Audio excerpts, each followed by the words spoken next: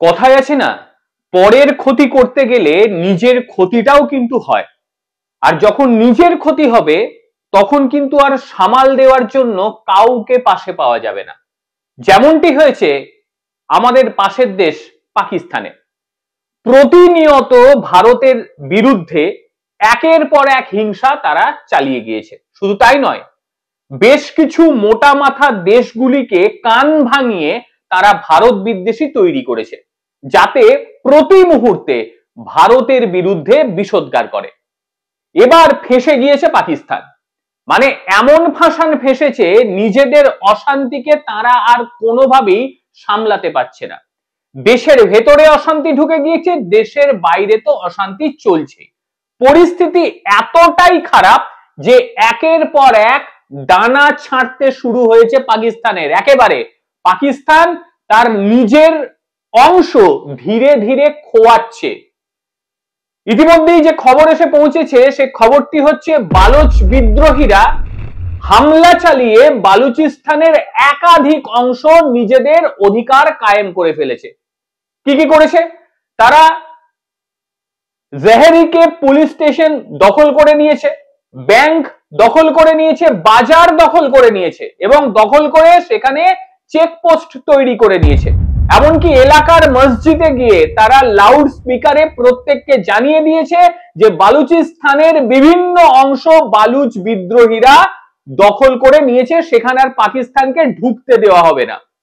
সব মিলিয়ে এই যে বালুচিস্তান লিবারেশন আর্মি, যাকে বলছে BLA, তারা দীর্ঘদিন ধরে বালুচিস্তানকে পাকিস্তান থেকে স্বাধীন করার জন্য লড়াই করে আসছে। আর বর্তমানে সেই লড়াই এক ভয়াবহ আকার ধারণ করেছে। বেধড়ক মারধর করে পাকিস্তানি সেনাদের সেখান থেকে পালাতে বাধ্য করেছে। পাকিস্তানি সেনারা নিজেদের চৌকি ছেড়ে দৌড় দিচ্ছে, সঙ্গে পাকিস্তানি পুলিশ। তারা নিজেদের পুলিশ স্টেশন রক্ষা না করতে পেরে প্রাণের ভয়ে সেখান থেকে দৌড় মারছে। অর্থাৎ পরিস্থিতি এমন জায়গায় পৌঁছেছে, বালুচিস্তানের প্রায় অর্ধেকেরও বেশি অংশ বালুচ বিদ্রোহীরা দখল করে নিয়েছে। এমনকি বেশ কিছু পাহাড়ে তারা ছাউনি তৈরি করে নিয়েছে, যাতে পাকিস্তানি সেনারা সেখানে ঢুকতে না পারে। পরিস্থিতি এতটাই অস্বাভাবিক আকার ধারণ করেছে যে পাকিস্তান সেনাবাহিনী সেখানে ঢুকতে পর্যন্ত পারছে না। বিষয়টি বুঝুন, কোন জায়গায় নিজেদের দেশের নিজেদের অংশে ঢোকার মতন ক্ষমতা থাকে না এই পাকিস্তানিদের, প্রায় হাতছাড়া। এর আগের খবরে আপনারা দেখেছেন, একদিকে তালিবান ধরে ধরে পেটাচ্ছে। তালিবান পাকিস্তানের বেশ কিছু অংশ, বেশ কিছু সেনা ছাউনি দখল করে নিয়েছে। সেইগুলো আর দখল মুক্ত করার মতন পাকিস্তানের ক্ষমতা নেই, সেই স্ট্রেংথ নেই। এবং আরেকটা দিক দেখতে গেলে বালুচিস্তান, সেটাও পাকিস্তানের হাতের বাইরে যেতে বসেছে। কারণ বালুচিস্তান লিবারেশন আর্মি তারা পাকিস্তানের অবস্থাকে একেবারে নাকানি চোকানি খাইয়ে দিয়েছে। এখানেই শেষ নয়, তার সঙ্গে টিটিপি, তেহরিকে তালিবান পাকিস্তান, পাকিস্তানের মধ্যে থেকে পাকিস্তান সরকার পাকিস্তান সেনাবাহিনীকে তীব্র চ্যালেঞ্জ দিয়ে দিয়েছে। মানে পরিস্থিতি ঘরের ভেতরে একেবারে ডামাডোল অবস্থা, তারই সঙ্গে আরো ডামাডোল অবস্থা সীমান্তবর্তী এলাকাগুলোতে। ভারতকে সামনাসামনি কিছু করার প্রয়োজন নেই, পার্শ্ববর্তী দেশগুলো বা নিজের দেশ এমন কাণ্ড ঘটাবে যে পাকিস্তানকে উঠে দাঁড়াতে হবে না। এর মধ্যে অর্থাৎ মরার উপর খাঁড়ার ঘা আরেকটা হয়েছে, কি বলুন তো?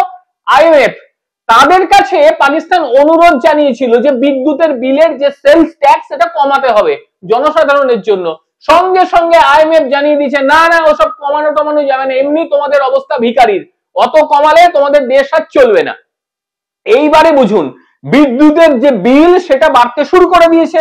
আর বিদ্যুতের বিল বাড়ার কারণে সেখানকার সাধারণ মানুষ তারা সরকারের বিরুদ্ধে বিষোদ্গার করতে শুরু করেছে। আর কয়েক মাস তারপরে দেখবেন যে পাকিস্তানের সাধারণ মানুষ তারা রীতিমতো সরকারের বিরুদ্ধে বিষোদ্গার করে মাঠে নেমে গিয়েছে। অর্থাৎ পাকিস্তানের সাধারণ মানুষ তারাও কিন্তু আর পাকিস্তানকে ছাড়বে না। এটা তো গেল ভিতরের ব্যাপার। এতদিন পাকিস্তানের খেলাধুলা একটা জায়গায় ছিল, কারণ আমরা জানছিলাম যে পাকিস্তান ঠিকঠাক খেলাধুলা করতো, মানে ক্রিকেটটা খেলতো। এইবার সেই ক্রিকেটটাকেও তারা ধ্বংস করে দিয়েছে। আপনারা প্রত্যেকেই জানেন যে 19শে ফেব্রুয়ারি সেখানে চ্যাম্পিয়ন্স ট্রফি হতে চলেছে 3টে জায়গায়, লাহোরে, রাওয়ালপিন্ডিতে এবং করাচি স্টেডিয়ামে। এখনো পর্যন্ত এই পাকিস্তানিরা নিজেদের স্টেডিয়ামকে তৈরি করতে পারেনি, মানে ইটের পাঁজায় ভর্তি হয়ে দিয়েছে, স্টেডিয়াম সংস্করণের কাজ চলছে। 25শে জানুয়ারির ভেতরে একেবারে বলে দিয়েছে আইসিসি যে যেভাবেই হোক স্টেডিয়ামকে দিতে হবে। অর্থাৎ 25শে জানুয়ারি কেন, এই স্টেডিয়ামকে সঠিকভাবে ঠিকঠাক খেলার উপযোগী তারা করতে পারবে বলে মনে হয় না। অর্থাৎ তাদের যে চ্যাম্পিয়ন্স ট্রফি এইবারে তাদের হাত থেকে যদি চলে যায়, সেই ক্ষেত্রে তারা আর পরবর্তীতে আইসিসির অন্য কোনো টুর্নামেন্ট আয়োজন করার মতন ক্ষমতা তাদের থাকবে বলে মনে হয় না। অর্থাৎ ইউএই তারা কিন্তু প্রস্তুতি নিয়ে ফেলেছে, তারা বলছে কোনো চাপ নেই, যদি পাকিস্তান না পারে পাঠিয়ে দিন আমাদের এখানে, আমরা প্রস্তুত। কারণ ইউএই তেও কিন্তু বিষয়টি হচ্ছে। এইবারে বেলুচিস্তান লিবারেশন আর্মি তারা কি করেছে একটু বলে দিই, আমি মাঝখানে একটু স্কিপ করে গেছিলাম, মানে অন্য প্রসঙ্গে চলে গেছিলাম। তারা বিভিন্ন জায়গায় চেকপোস্ট তৈরি করে ফেলেছে, এবং কোথায় কোথায় চেকপোস্ট তৈরি করেছে, যেমন বুলবুল জেহেরি যে রোড রয়েছে সেই রোডে তারা চেকপোস্ট করেছে। তারপরে ট্রান্স রোড, সেই ট্রান্স রোডে যানবাহন নিয়ন্ত্রণ করার জন্য চেকপোস্ট রেডি করে দিয়েছে, মানে সেখানে আর পাকিস্তানের যাওয়ার মতন কোন রকম অবস্থান নেই, কাজেই তারা পুরো মাত্রায় শেষ। আর একটা কথা শুনবেন, একটু বলে রাখি, এটা নিয়ে আলাদা ভিডিও করব। আপনারা প্রত্যেকেই জানেন যে এই আমাদের পাশের মাথা মোটা দেশ, আমরা তো নাম নিই না, আপনারা জানেন, মানে নাম মাঝে মধ্যে নিয়ে ফেলি ভুলবশত, এতদিন নিয়ে অভ্যাস তো। যাই হোক, সেই মাথা মোটা দেশটার কাছে পাকিস্তান একেবারে জাহাজে করে তাদের বস্তা পচা গোলা বারুদ দিয়ে এসছে, আর মাথা মোটা গুলো সেই সমস্ত গোলা বারুদকে নিয়েছে। এইবারে ভাবনা চিন্তা করুন একটু, ফাঁকা জাহাজটা তো আর ফিরবে না, সেখান থেকে কি নিয়েছেন শুনবেন, খোঁজ খবর নিন, আন্তর্জাতিক মিডিয়াগুলোর খবর নিন, একটু আন্তর্জাতিক খোঁজ খবর নিন। পাকিস্তান করেছে ভারত থেকে যে চাল পাঠানো হয়েছিল এই পাশের মাথা মোটাদের, সেই চাল থেকে কিছু অংশ তারা তুলে নিয়েছে, খাবার নেই তো।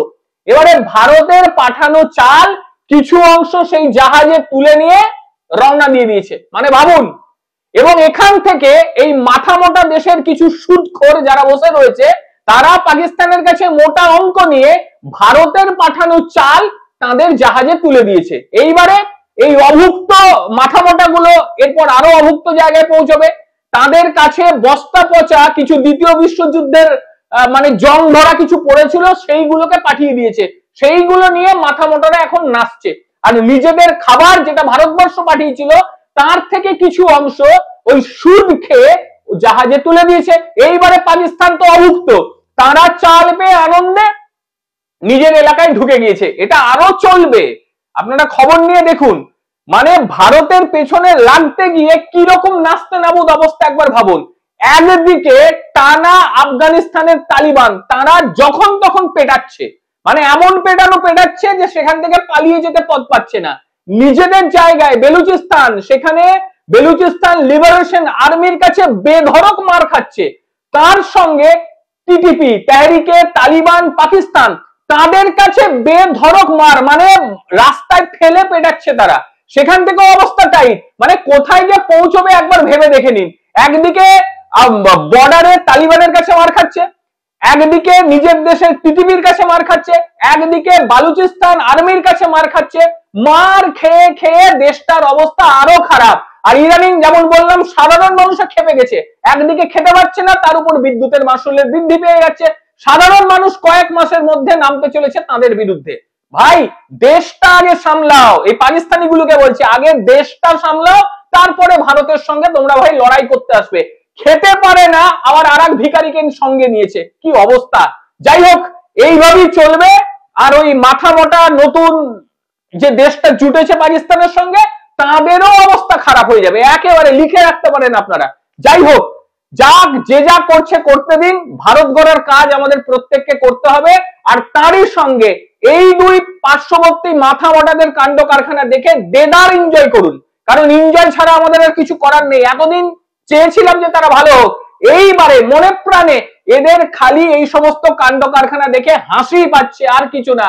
একজনা বস্তা পচা লোহা লক্কর দিয়ে চাল নিয়ে পালিয়ে যাচ্ছে, আর একজনা সেই বস্তা পচা লোহা লক্কর গুলোকে নিয়ে হাসছে, অট্টহাস্য করছে। অর্থাৎ আমাদের কাছে কিন্তু দারুণ এন্টারটেইন হয়ে যাচ্ছে, কাজেই তারা এন্টারটেইন আমাদের দিক, আমরা ভালো করে হাসবো, সুখে শান্তিতে থাকতে পারবো। খারাপ মন লাগলে পরেও বুকে পাথর চাপা দিয়ে দিতে হবে, কিছু করার নেই, কারণ দেশটা রসাতলে যাচ্ছে। এই পার্শ্ববর্তী দুটো দেশ যেতে দিন। সাধারণ মানুষের জন্য অবশ্যই মনে কিছুটা কোণে তো দুঃখ অবশ্যই থাকবে, কারণ আমরা তো প্রত্যেকে চাই যে সাধারণ মানুষরা সুস্থ থাকুক, ভালো থাকুক। তবে যা উপরওয়ালা করবে সেটাই করতে হবে, কারণ দেশের মাথায় যে মোটা মাথাগুলোকে বসিয়ে রেখে দিয়েছে, এই সমস্ত মোটা মাথাগুলো সেই সমস্ত দেশে থাকলে এই রকম পরিস্থিতি হওয়া একেবারে অবশ্যম্ভাবী। আজকের প্রতিবেদন কিরকম লাগলো অবশ্যই জানাবেন। প্রত্যেকে ভালো থাকবেন, সুস্থ থাকবেন। আবারও দেখা হবে অন্য কোনো দিন অন্য কোনো ভিডিওতে। ততক্ষণের জন্য নমস্কার।